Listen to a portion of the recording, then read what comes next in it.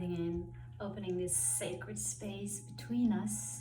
Welcome back everybody. Thank you for tuning in. Let's talk about the full moon in Taurus happening on the 15th of November. Before we start today, I am inspired to do my blessing at the beginning of this session. To create this space, this sacred space between us. May you be safe and protected. May you be peaceful. May you be filled with love. And what inspired me to do it at the beginning, I usually do it at the end of my readings. I was looking for the last final inspiration to do this video, and usually it comes to me in the form of a song or maybe something I read, or sometimes from Instagram or something other astrologers say. And today I knew I have to do this video today, but I wasn't completely done with my notes for this reading.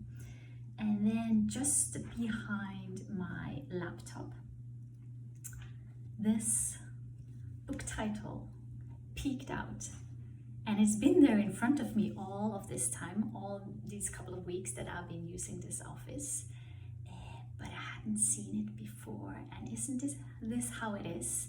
It's right there in front of your eyes, but we don't see it. So the book title is To Bless the Space Between Us. And it just made so much sense because I've been thinking about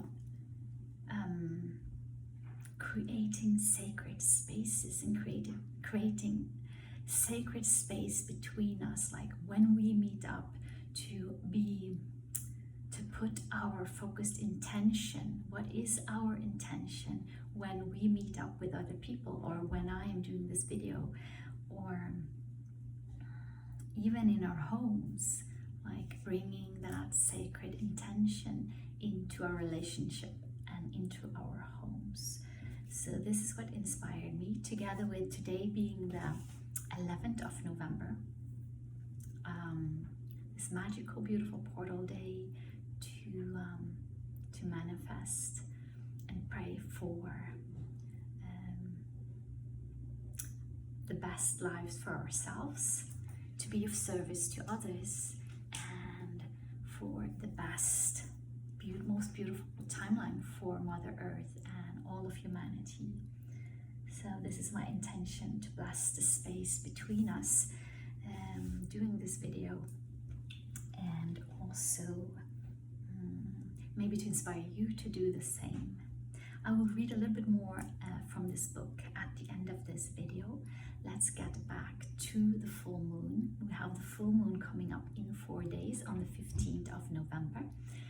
It's a super full moon in Taurus, with the moon being in Taurus at 24 degrees and the sun in the opposite sign in Scorpio, 24 degrees. So the moon is very supported by Uranus at this time. And Uranus is sitting very, very close to the moon, as well as the asteroid or dwarf planet Sedna. And I will be talking more about Sedna. It makes so much sense.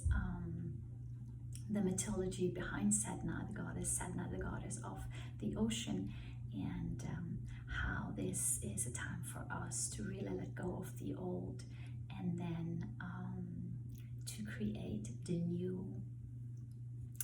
So we have Venus as this full moon ruler, and Venus just moved into Capricorn, and Venus bringing love into the systems with her wisdom and her harmony. So this makes so much sense now that Pluto is leaving Capricorn in only 4 days, in only how many days from today? 8 days from today. And then we have Saturn, the ruler of Capricorn, is also now moving forward it's stationary in Pisces, and now these days moving forward. So there's a lot of significant symbology in what these planets are doing right now, because also we know that Pluto is now in just 8 days leaving for good the Capricorn sign and moving into Aquarius, a long-awaited shift for us. And I really think this is going to be bringing in really, really good things, good change, good flow, because it's been so hard for many of us with this Pluto energy hanging in Capricorn for the last 16 years, but it's been all for the good. So many old things, old belief systems, old ways of doing things has fallen. It's been destructed. It's been decomposed so that the new us and the new earth can emerge. So the 16-year-old initiation in Capricorn is done by Pluto now. So this will be the last full moon where Pluto is in Capricorn for around 250 years. And yeah, so it's a big thing. So Uranus, very close to the moon, so it's kind of telling us, okay, I will take it from here. Uranus being the ruler or king of Aquarius, and is kind of welcoming Pluto into its domain from the 19th of November. Okay, Sabian symbol of the moon is a well-kept public park, and Taurus being about outer beauty, all our desires for the outer gold, searching for the outer values, the outer qualities, outer beauty. And there's nothing wrong in that. We want to surround ourselves with beauty, of course, but if this is our main goal or goal, we lose the whole point of Taurus. So maybe our lives are a well-kept public park. Out in the public, it looks very well kept.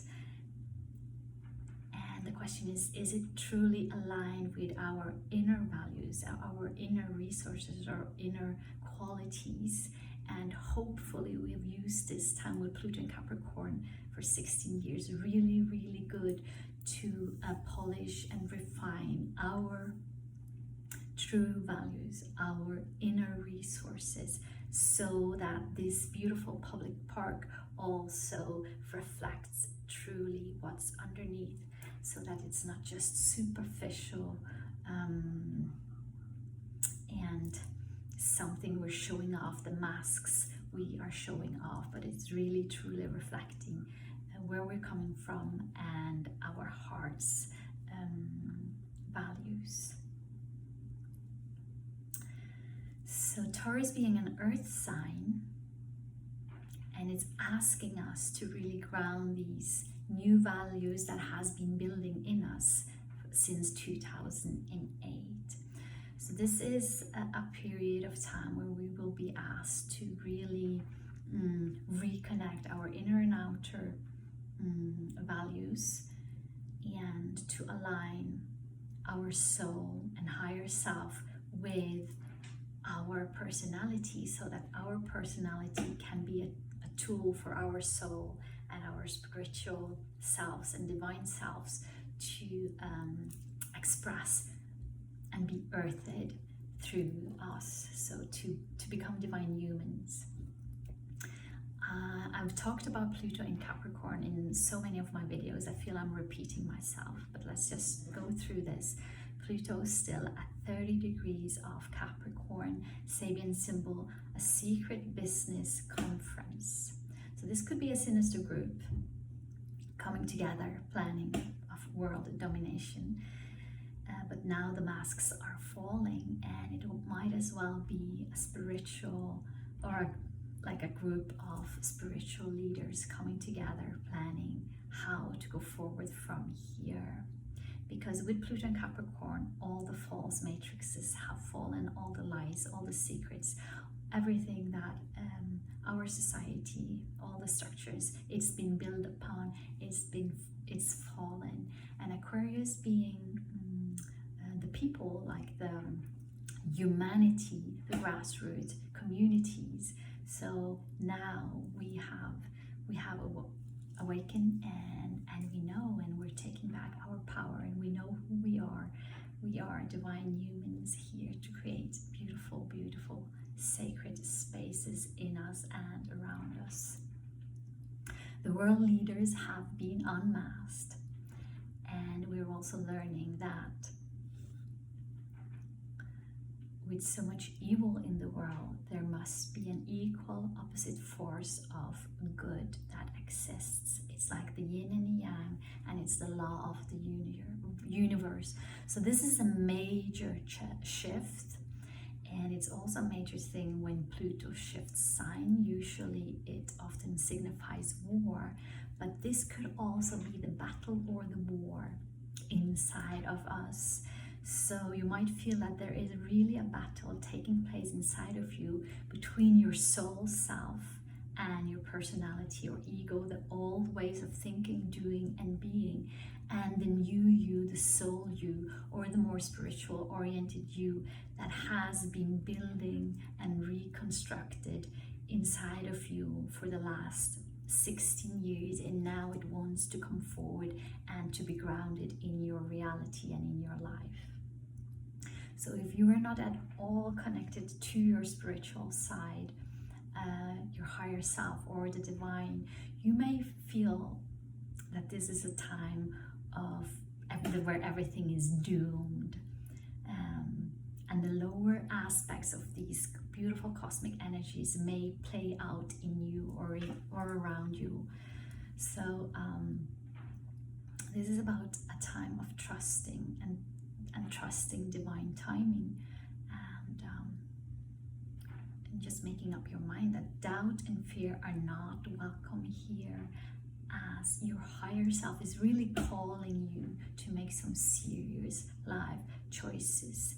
What are the values you want to be ruling your life from now on, and what are the things you have to let go of to be able to embrace these higher values according to your higher self. Pluto is still in this extreme battle opposition to Mars, and this might feel like you're being torn into, and to me it is Pluto, the soul, your higher soul self, battling Mars, your lower personality that really wants to hold on to the old you. So this is really a choice we have to make within us. It's not an easy choice, and you might feel like a fool of letting go of everything you know, but maybe it's the only way. So it's asking us, are we ready to step into spiritual leadership in our lives? And it could look like the darker is getting darker, but at the same time the light is getting brighter. Taurus about values, resources, inner and outer qualities. The lower aspects of Taurus would be this desire for all that outer gold, everything we want and desire, everything that looks good, smells good, tastes good, feels good. But in our search and greed for this outer gold, we are extremely busy, like busy. So there is not time to really check in and connecting with the inner gold. So these stormy times out there are really asking of us to be still and to know. And if we don't want to be still, somehow you're gonna be stopped in your track. So take really good care of your health and take time to stop, to be in nature's, to do your yoga, to do your meditation. Use all these tools that we have acquired during this Pluto transit in Capricorn. Do your yoga, do your meditation, do earthing, do your breathing exercises, go into expressing yourself through the arts, through journaling, writing, being in nature, and surrounding ourselves with people who are in aligned with us, who are good for us, for our health and well-being. And maybe you have to retract yourself from some of these harsh surroundings and these harsh people that you no longer feel aligned with. We want to be around people who sees the best in us, who sees the higher version of us, where this can grow more. And then when we lean back, when we are still and we trust, we see moment by moment how we are being guided. So in this full moon, the moon itself is talking to the outer planets. It's talking to Uranus, because it's so close to Uranus, it's conjunction. And we know that all these planets have their higher and lower aspects, or higher and lower expressions, same as the signs, same with the planets. And I really like to talk about the higher versions of these, so that we can reawaken to what we want to stretch into. So the higher octave of Uranus would be truth, awakening, higher consciousness, your higher self. Neptune is also communicating directly to the moon, this full moon, and Neptune's higher octave would be unconditional love. It would be dreaming, it would be your creativity. And as well as Pluto's talking also to the moon in a sextile formation, and Pluto is about transformation and rebirth. It is letting go of all the old structures of ourselves, and then bringing ourselves up to the new us. And all of these planets are calling in our higher selves. So it's about releasing our old ways of doing and thinking. So a new you has been born throughout these labor pains of the last 16 years. And you have gained so much knowledge, so much wisdom, so many tools. And it's been kind of filling you up from the inside, but maybe you haven't shared it with that many people yet. And to earth it through this Taurus moon is to know that you are enough and you know enough. You do have the wisdom to heal. And how can we embody now our new values and our new inner resources? What would your everyday life look like when these values and spiritual guidelines are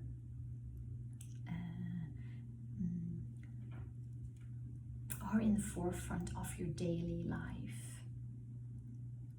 Taurus is known to have the brightest light, the biggest third eye, the ability to really see what others cannot see. Psychic seeing is the one with the third eye activated. It's the one with the brightest light in the lamp.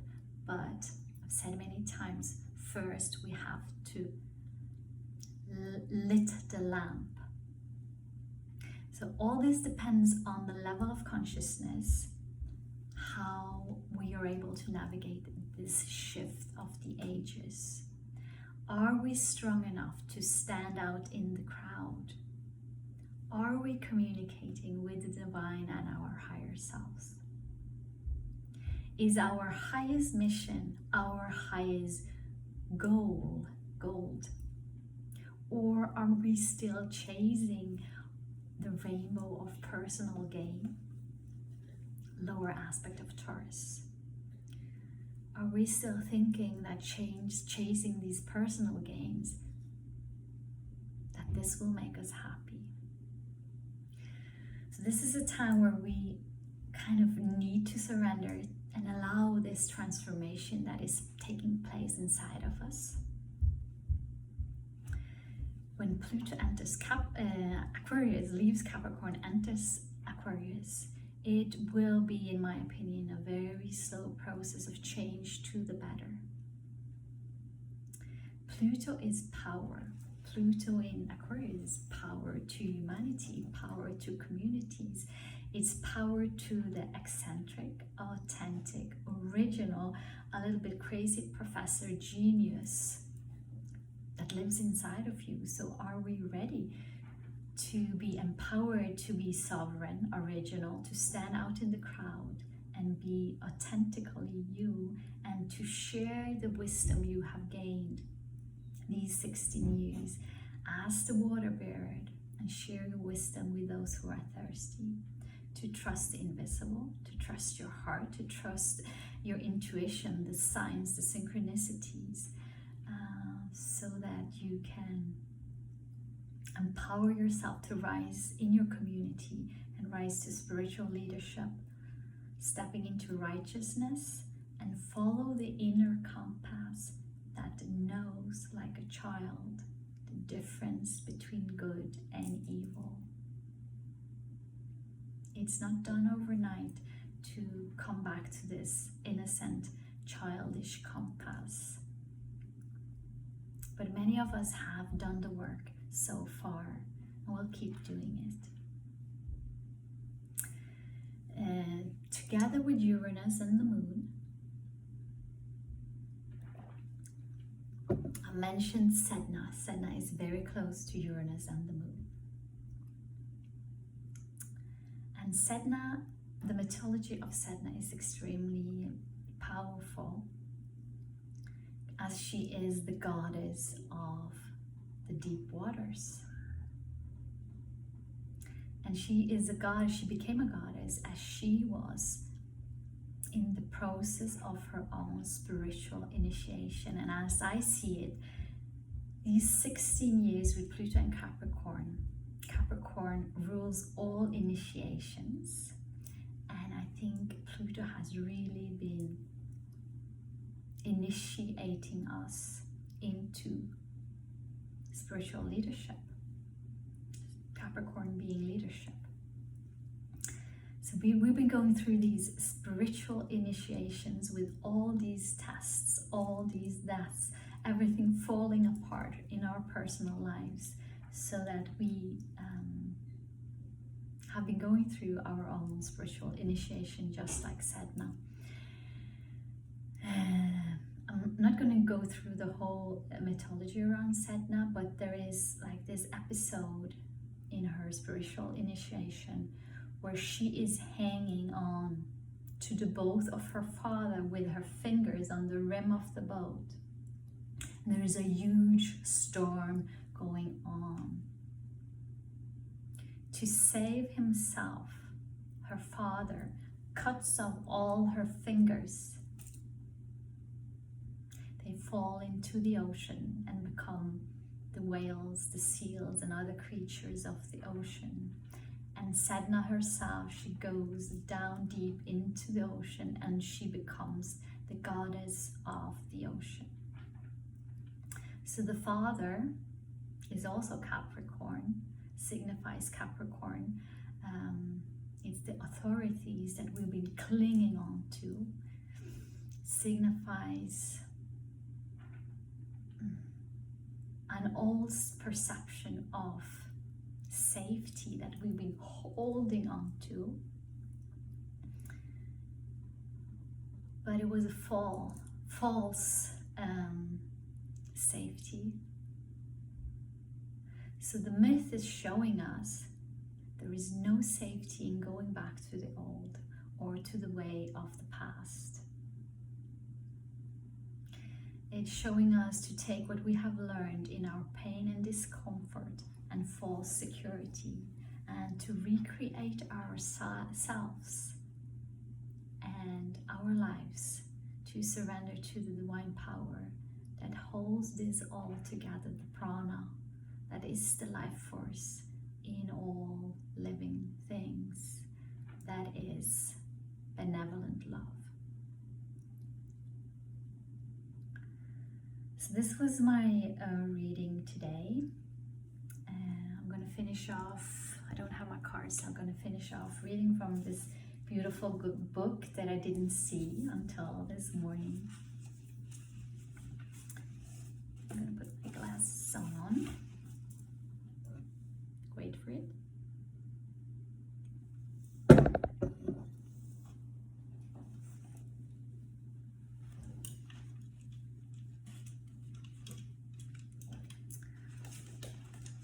So may we all receive blessing upon blessing. And may we realize our power to bless, heal, and renew one another.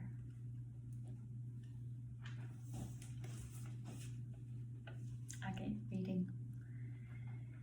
To everything there is a season and a time to every purpose under the heavens. A time to be born and a time to die. A time to plant and a time to pluck up that which is planted. A time to kill and a time to heal. A time to break down and a time to build up. A time to weep and a time to laugh. A time to mourn and a time to dance. A time to cast away stones and a time to gather stones together.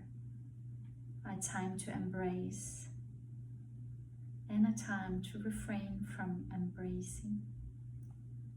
A time to get and a time to lose.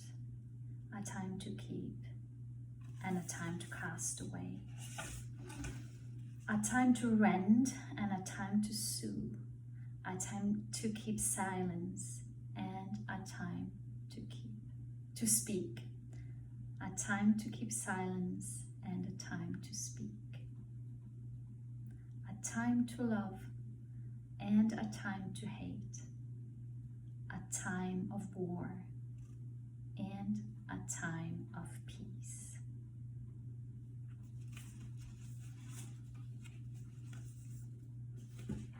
May we be entering the golden age together, the age of Aquarius.